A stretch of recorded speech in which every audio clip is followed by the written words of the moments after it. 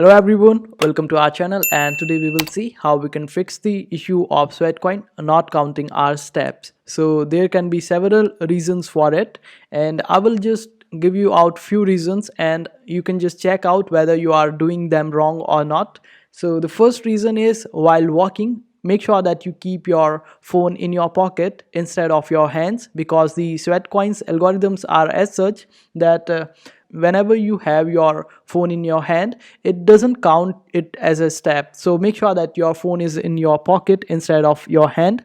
And the second reason could be that when you try to move, just walk a little slow, and instead of walking at a fast pace. So in the beginning, just make sure that you are a little slow, so the algorithms of SweatCoin are able to catch you up with your pace.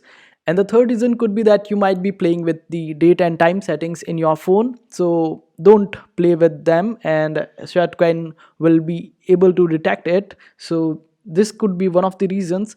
And the fourth reason could be that your SweatCoin app is not up to date. So make sure that it is up to date, and after that just use it properly for counting steps.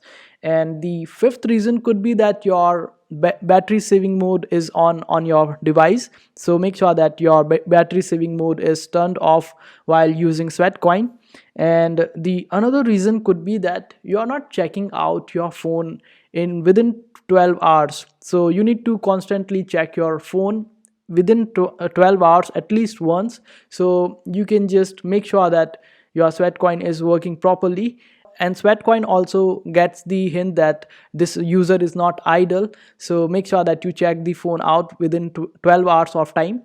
And these are some steps that you could follow to resolve this problem of SweatCoin not counting your steps. And I hope this video was helpful. Make sure to hit that like button and also subscribe to our channel for more helpful videos.